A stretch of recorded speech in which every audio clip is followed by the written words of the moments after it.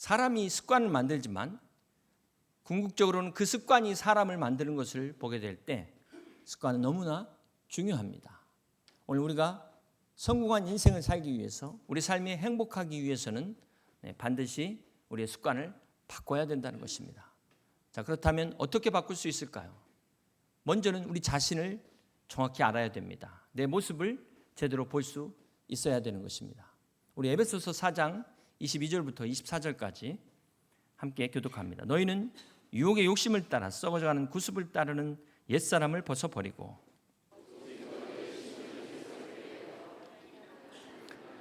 의와 진리의 거룩함으로 지으심을 받은 새 사람을 입으라. 자, 여기 유혹의 욕심을 따라 썩어져가는 구습, 이 옛사람, 옛 습관이 오늘 우리 안에 없는가? 내 자신에는 없는가? 말씀의 거울을 비춰서 우리 자신의 모습을 봐야 됩니다. 데살로니가전서 5장 22절에는 악한 것은 어떤 모양이라도 다 버리라라는 말씀이 있습니다. 이처럼 악한 습관을 버리고 끊겠다는 이 결단이 중요합니다. A.W. 토저 목사님은 신앙생활에 있어서 가장 큰 적을 이야기했습니다. 여러분, 신앙생활의 가장 큰 적이 어떤 적일까요? 밖에 있는 사단의 세력도 적이지만 우리 안에 특별히 매너리즘에 빠지는 것이 대단히 위험한 적이다라고 이야기를 합니다. 신앙생활이 계속 반복되다 보면 예배도 습관이 되고, 그러다 보면은 이제 정치하게 되고 안일 하게 되고, 이게 안주하다 보면 이것이 아주 무기력한 신앙으로 전락할 수 있다는 것입니다. 그래서 이것을 경계해야 되는 것입니다. 습관이라는 것은 마치 산에 심은 나무 같아서 한번 심으면 뿌리를 내리는데요, 시간이 지나면 지날수록 이 나무를 뽑을 수가 없게 되는 것입니다. 그래서 한번 습관으로 굳어지면 절대 바꾸기가 어렵습니다. 에레미야 22장 21절에 보면은 이런 말씀이 있습니다. 내가 평안할 때에 내가 내게 말하였으나 내 말이 나는 듣지 아니하리라 하였나니, 함께 있습니다. 내가 어려서부터 내 목소리를 청종치 아니함이 내 습관이라. 그렇습니다. 우리가 신앙에 있어서도 할 수만 있다면 어려서부터 이 신앙생활을 제대로 습관 들이는 것이 중요합니다. 어려서 교육이 중요하다는 것이죠. 자, 어려서 빨리 시작하는 것도 중요하지만 제대로 시작하는 것은 더 중요합니다.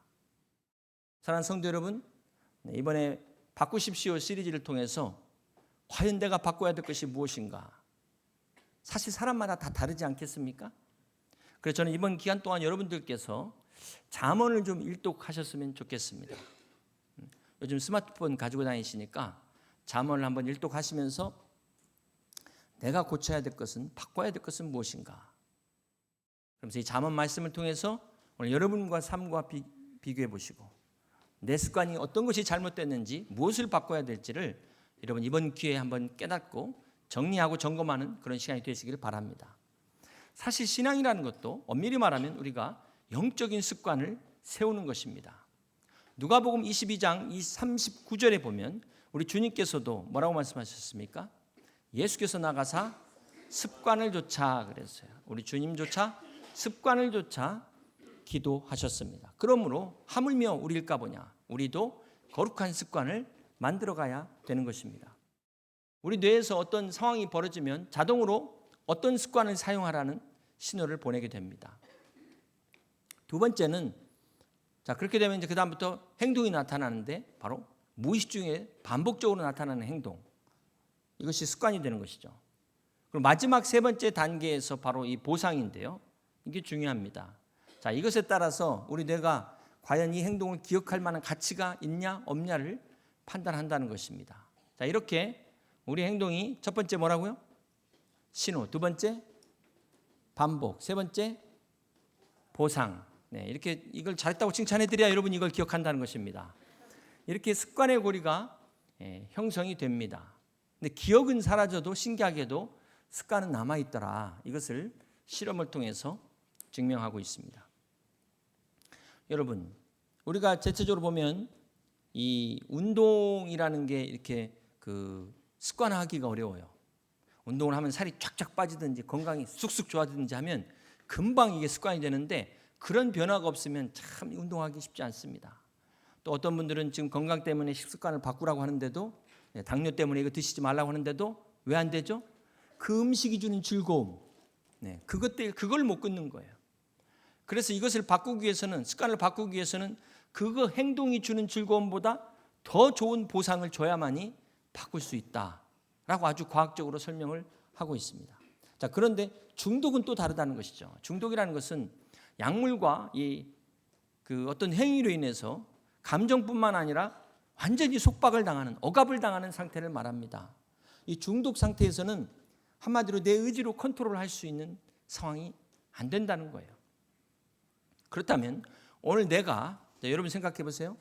내가 끊어야 될 이 습관이 습관인지 중독인지 어떻게 구분할 수 있을까요? 그것은 딱 일주일간 중단해 보면 압니다. 일주일간 중단해 보는데 좀 힘들지만 별탈 없이 지나갔다. 그러면 그건 습관이에요. 근데 끊는 순간 갑자기 불안해. 끊는 순간 초조해져요. 삶의 소망이 안 보여져요. 자, 이렇게 되면 이게 바로 중독된 상태, 중독돼 가고 있는 상태라는 것입니다. 잠언 23장 29절과 30절을 함께 같이 교독합니다. 재앙이 네게 있느냐? 근심이 네게 있느냐? 분쟁이 네게 있느냐? 원망이 네게 있느냐? 까닭 없는 상처가 네게 있느냐? 붉은 눈이 네게 있느냐?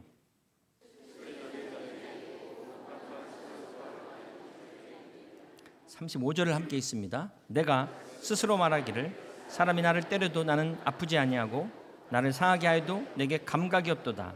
내가 언제나 깰까 다시 술을 찾겠다 하리라. 술에 중독된 사람은 술이 나를 마신다고 하잖아요. 이 술을 끊으면 금단 현상이 나타나는 겁니다. 이 뇌에서 도파민이 나오는데 또 뭐 베타 엔돌핀이라든지 엔케텔론 같은 이 호르몬에 문제가 생겨서 사실상 이제 우리 의지로는 해결할 수 없는 상태가 의학적으로 말하는 중독의 상태입니다. 그러나 이 중독이라는 게 알코올 중독만 있는 게 아니고 약물 중독만 있는 게 아니죠. 행위 중독이라는 게 있습니다. 도박, 컴퓨터 게임, 인터넷 중독, 성, 쇼핑, 스마트폰. 지난 13일에 건강보험심사평가원에서 도박 중독으로 병원을 찾은 사람을 지난 2년간 보니까 그 사람들을 대상으로 48.2%가 증가했답니다. 그런데 이 도박 중독의 연령층이 가장 높은 연령층이 어느 연령층이라고 생각하세요? 30대가 가장 높았대요. 도박 중독의 70%가 20대와 30대였다는 것입니다. 이런 중독이라는 것은 도박뿐만 아니라 결과가 비참해지는 것인데 그걸 알면서도 끊지를 못한다는 거예요. 건강을 망치고 나아가서는 가정을 다 망치는데도 중단할 수 없다는 것입니다. 이게 바로 중독의 문제점입니다. 그런가 하면은 겉으로는 그렇게 심각해 보이지 않지만 중독이 아닌데 중독 같지 않는 중독이 있더라. 예를 들어서 어떤 음식을 끊지 못하고 막 계속 먹고 있다. 나한테는 안 좋은 음식인데 끊지 못한다. 그러면 한번 생각해 보세요. 담배를 못 끊는 사람하고 뭐가 다를까요? 돈이 없으면 너무너무 불안해요. 이건 돈에 중독된 사람이라는 거예요. 없으면 없는 대로 살아가야 되는데 그렇지 못하는 겁니다. 또 이런 분들 많으실 것 같아요. 쉬는데 쉬지를 못해요. 뭔가 일을 하고 있지 않으면 불안해. 일에 중독된 사람들입니다. 운동을 너무 과하게 하시는 분들 있죠. 너무 과하게. 운동도 중독될 수 있다. 물론 이런 것은 결과가 그렇게 심각한 결과가 오는 게 아니기 때문에 큰 문제는 없겠지만 엄밀한 의미에서는 이것도 중독이라고 말할 수 있다라는 것입니다. 그래서 이런 중독이 이렇게 마음의 문제이고 또 육체의 문제이고 이게 이 뇌 호르몬의 문제 뭐 이렇게까지 이야기하는데 이것은 일반적으로 여러분 다 밖에서 들으실 수 있는 이야기고 오늘 예배에 와서 우리가 하나님 말씀을 통해서 들을 수 있는 중요한 사실은 이것의 근본적인 원인이 영적인 데서부터 출발한다라는 것을 오늘 말씀하고 있다는 것입니다. 대표적으로 여러분 가장 중독이 강한 게 죄예요. 죄의 중독성. 그래서 한번 손을 대면은 마약과 같이 끊을 수가 없는 것이 죄입니다. 그런데 그 이유는 그 배후에 미혹의 악한 영이 있다는 거예요. 끊고 싶어도 끊을 수 없는 배후의 영 때문에 끊을 수가 없는 것입니다.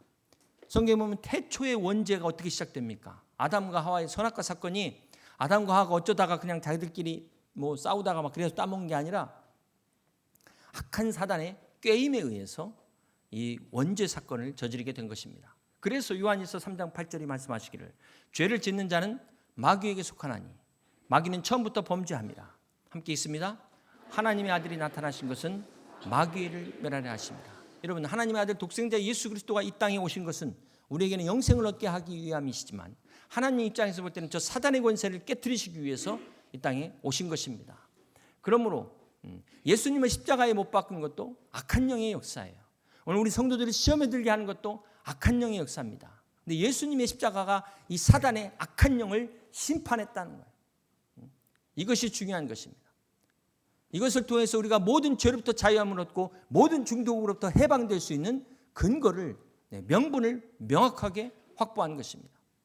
야고보서 4장 7절과 8절에 말씀하기를 그런즉 너희는 하나님께 복종할지어다. 함께 있습니다.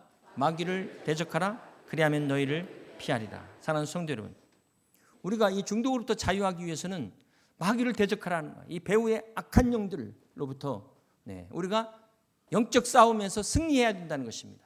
중요한 사실은 우리의 힘과 내 의지로는 절대로 이길 수 없다는 사실. 그러나 예수 그리스도의 십자가의 능력으로 우리가 무장하며 나갈 때 죄와 죽음에서 해방하시고 우리를 모든 중독에서 자유케 하시는 예수 그리스도의 능력으로 말미암아 우리가 자유함을 누릴 수 있다는 사실입니다. 그래서 주님께서 내가 곧 길이요 진리요 생명이니 나로 말미암지 않고는 아버지께로 올 자가 없다고 말씀하셨어요. 그래서 우리는 오직 예수 그리스도 십자가의 능력을 의지해야 되는 것입니다. 요한복음 8장 32절에 말씀하시기를 진리를 알지니 함께 있습니다. 진리가 너희를 자유케 하리라. 그렇습니다. 진리만이 우리를 자유케 할 수 있어요. 진리만이 죄로부터 중독으로부터 해방시킬 수 있습니다. 이 진리가 뭘까요?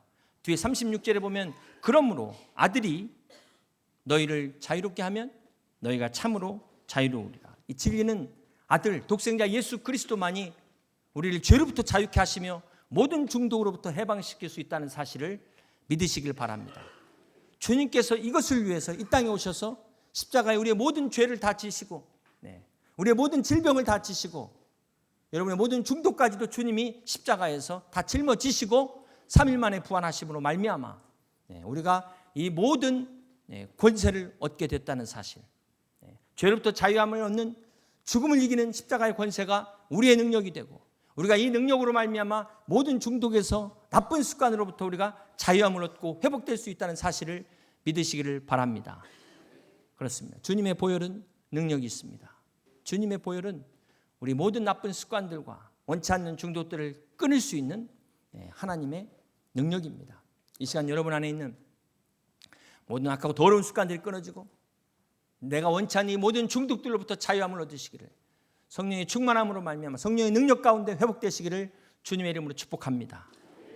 이것이 바로 우리가 중독에서 벗어나는 첫 번째 비결이에요. 두 번째, 우리가 이 중독에서 어떻게 벗어날 수 있을까요? 이 문제가 계속해서 악순환이 반복되는 거죠. 회개하고 하나님 앞에 눈물로 기도했는데 또 넘어지고 또 넘어지고. 어떻게 해야 될까요? 우리의 솔직한 모습을 인정해야 됩니다. 중독된 사람들의 특징이 인정을 안 해요. 자기는 그게 아니라고. 근데 여러분 생각해 보세요. 왜냐하면 인정하는 것이 회복의 시작입니다. 이 습관이라는 게 끊는다는 것이 이 금단 현상 때문에 어렵거든요. 끊기보다는 그 습관을 바꿔주는 것이 이 회복의 가장 좋은 방법이라는 것을 많은 이제 그 학자들이나 의사 선생님들이 이야기하고 있는 거예요. 자, 그렇다면 어떻게 하면 우리의 이 습관을 이런 습관들을 좋은 습관으로 우리가 바꿔나갈 수 있을까요? 앞에 습관의 힘에서 제가 습관이 형성되는 세 가지 단계 말씀드렸죠. 첫 번째가 뭐라고 그랬죠? 신호. 두 번째 반복. 세 번째 보상. 대단하십니다. 우리 찬양대가 한 주도 안 빼놓고 오늘도 보니까 전부 다 외워가지고 하나님 찬양하더라고요. 정말 감사했는데 막 기억력이 많이 늘어나신 것 같아요. 죽은 뇌세포들이 다 살아나셔가지고 제가 지금 1, 2부에 물어봤지만 이렇게 또박또박 대답하는 분은 거의 없는 것 같습니다. 여러분 이렇게 또 칭찬을 해주면 또 더 열심히 하게 돼 있다는 거예요. 내가 하던 습관보다도 더 좋은 보상이 주어지면 이게 바꿔지는 겁니다. 여러분, 다니엘은 바벨론 포로 시대의 사람이에요. 그는 그가 포로로 끌려갔어도 하나님 앞에 기도합니다. 다니엘서 6장 10절에 보면 다니엘이 이 조서에 왕의 도장이 찍힌 것을 알고도 자기 집에 돌아가서는 윗방에 올라가 예루살렘으로 향한 창문을 열고 함께 있습니다.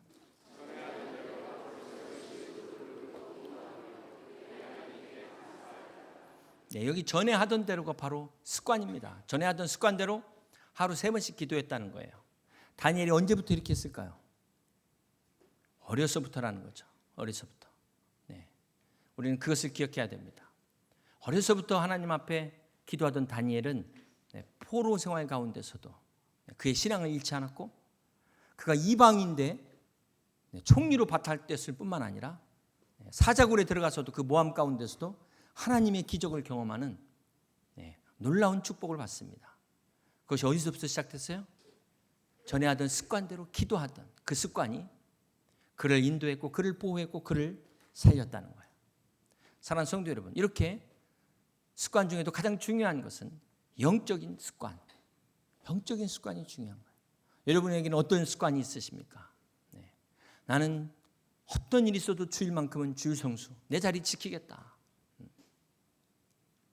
찬양대로서 어떤 일이 있어도 나는 내 자리만큼 빼앗기지 않겠다.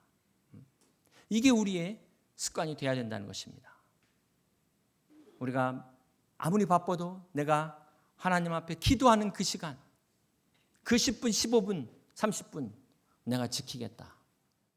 하나님이 나에게 주신 이 모든 물질에 내가 감사하는 마음으로 11조 드리는 것, 이것을 내 습관으로, 내가 하나님이 나에게 주신 이 봉사의 기회, 이름 없이 빛도 없이 섬기는, 남이 알아주든 알아주지 않든 이 헌신하는 이 마음과 이 행동, 이것을 습관으로 지키는 것, 이것이 결국에 가서 나를 지킨다는 거예요. 우리의 믿음을 지켜준다는 것입니다. 사랑하는 성도 여러분, 저는 목회자의 사명이 땅끝까지 복음을 전하는 거잖아요. 가서 모든 민족으로 제자를 삼아 아버지와 아들과 성령의 이름으로 침례를 주고 내가 너에게 분부한 모든 것을 가르쳐 지키게 하라. 하나님의 말씀을 가르쳐서 여러분이 그것을 습관이 되도록 하게 하라. 이것이 목회자의 사명으로 믿습니다.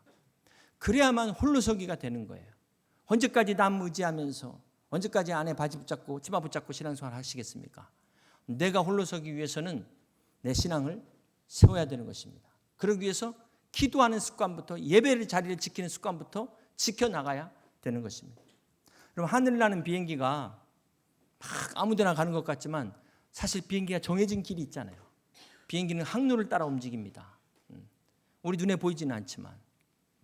그래서 조종사가 실수하더라도 이 비행기가 마지막 목적지까지 안착할 수 있는 것은 바로 비행기 안에 자동 항법 장치라는 그게 있기 때문에 그래요.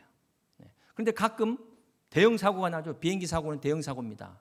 보면은 이 자동 항법 장치가 고장 났을 경우에는 사고로 수많은 사람들이 죽게 돼요. 사랑하는 성도 여러분, 신앙도 마찬가지로 우리 눈에 보이지 않지만 우리를 천국으로 인도하는 자동 항법 장치가 있어요. 하나님께서. 그게 바로 무엇입니까? 오늘 여러분 안에 만들어진 그 올바른 신앙생활. 그렇습니다. 여러분이 말씀과 기도를 통해서 성령님과 교제하면서 여러분이 이렇게 신앙생활 해야겠다라고 정해놓고 지키고 있는 그것이 여러분을 주님 오실 때까지 천국으로 인도하는 자동 항법 장치라는 것 명심하시길 바랍니다. 그런데 간혹 시험에 든 성도들이 있어요. 간혹 상처받은 성도들이 있어요. 그럴 수 있습니다. 시험에 들 수 있습니다. 상처받을 수 있어요. 그런데 문제는 이때 자동 항법 장치가 작동해야 돼요. 그래서 다시 정상 궤도로 돌아와야 되는데 그게 돌아오지 않으면 추락으로 해야 됩니다. 추락. 사랑하는 성도 여러분, 오늘 여러분 말씀 안에서 여러분의 이 자동 항법 장치, 영적 자동 항법 장치, 거룩한 습관을 바로 세워 나가시길 주님의 이름으로 축복합니다. 이 잠언에 보면 여러 가지 좋은 것과 나쁜 습관들이 있는데 그 중에 하나 19장 3절에 보면은 사람이 미련함으로 자기의 길을 굽게 하고 마음으로 여호와를 원망하느니라. 이 많은 습관 중에 여기 보면 원망도 습관이라는 걸 알 수 있어요. 오늘 여러분의 신앙이 궤도를 이탈하지 않도록 여러분의 거룩을 위해서 지키는 여러분의 규칙이 있잖아요. 난 절대로 이 선 넘지 않는다. 나는 절대로 이렇게 예배와 기도를 위해서 내 목숨을 건다. 어떤 이런 습관이 있지 않겠습니까? 여러분에게서는 그것이 무엇입니까? 그게 무너지게 되니까 우리 신앙이 무너지는 거예요. 히브리서 10장 25절은 모이기를 패하는 어떤 사람들의 습관과 같이 하지 말고 오직 권하여 그날의 가까움을 볼수록 더욱 그리하자.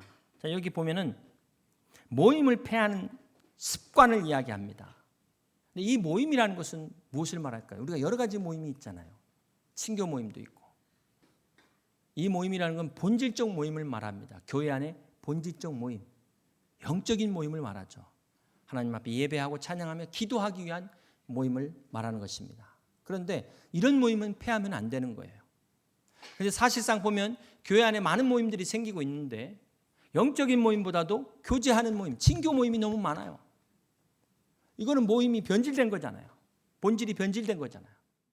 그러므로 사랑하는 성도 여러분, 우리가 그날이 가까울수록 권하여 더욱 그리하자는 것은 오늘 우리 모임의 본질을 회복시키라는 거예요. 예배를 회복시키고 기도 모임의 기도를 회복시키시고 우리가 이렇게 주님 앞에 만나는 모임을 정기적으로 가져서 어쩌다 갑자기 모이는 게 아니라 매주 만나서 이것이 오늘 우리의 습관이 되도록 해야 된다는 것입니다. 이것이 바로 오늘 나를 지키는 것이고 우리의 가정을 지키는 길이기 때문에 그렇습니다. 다니엘서 10장에 보면 다니엘이 하루 3번 기도하다가 환상을 보는데요. 다니엘서 10장 12절과 14절 함께 같이 교독합니다. 그가 내게 이르되 다니엘아 두려워하지 말라. 내가 깨달으려 하여 내 하나님 앞에 스스로 겸비하게 하기로 결심하던 첫날부터 내 말이 응답받았으므로 내가 내 말로 말미암아 왔느니라.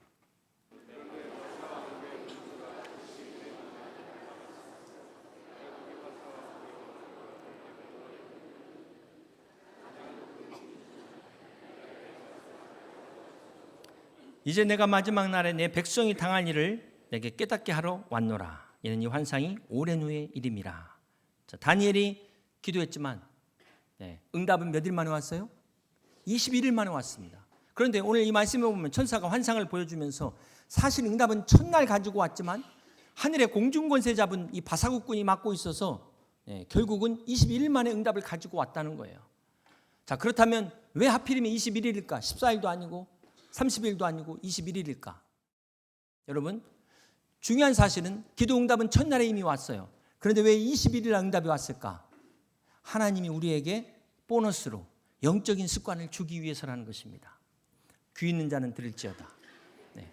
여러분, 왜 내가 기도하는데 하나님 응답이 없어요? 여러분, 응답받기 원하십니까? 빨리 거룩한 습관을 만드세요. 응답이 빨라질 것입니다. 들을 귀 있는 자는 들을지어다. 오늘 본문 잠언 4장 2절에 말씀합니다. 내가 선한 도리를 너희에게 전하노니 내 법을 떠나지 말라. 하나님의 말씀을 떠나지 말라는 거예요. 그 말씀의 거룩한 습관을 떠나지 말라는 것입니다. 4절의 말씀, 아버지가 내게 가르쳐 이르기를 내 말을 내 마음에 두라. 함께 있습니다. 내 명령을 지키라. 그리하면 살리라.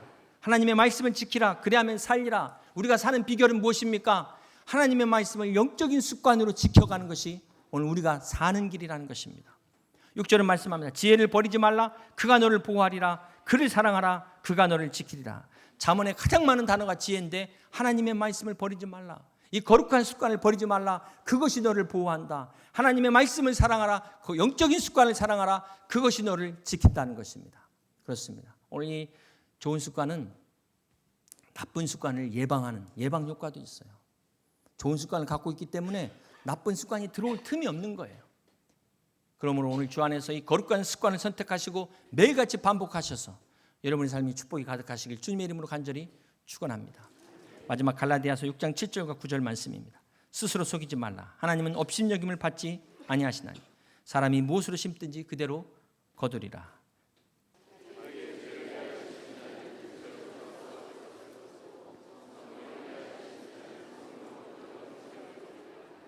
우리가 선을 행하되 낙심하지 말지니 포기하지 아니하면 때가 이름에 거두리라. 그렇습니다. 여러분, 포기하지 마시고 영적 습관의 결과가 안 나타난다 할지라도 낙심하지 마시고 끝까지 지속 반복하면 때가 이름에 거두리라. 이 땅에서도 걷고 이 땅에서 못 거두면 우리 다음 세대들 우리 자녀들이 거두고 그래도 못 거두면 하늘에서 거두게 될 것입니다. 마침내 하나님께서 여러분에게 영적 습관을 갖게 하셔서 열매 맺게 하실 것입니다.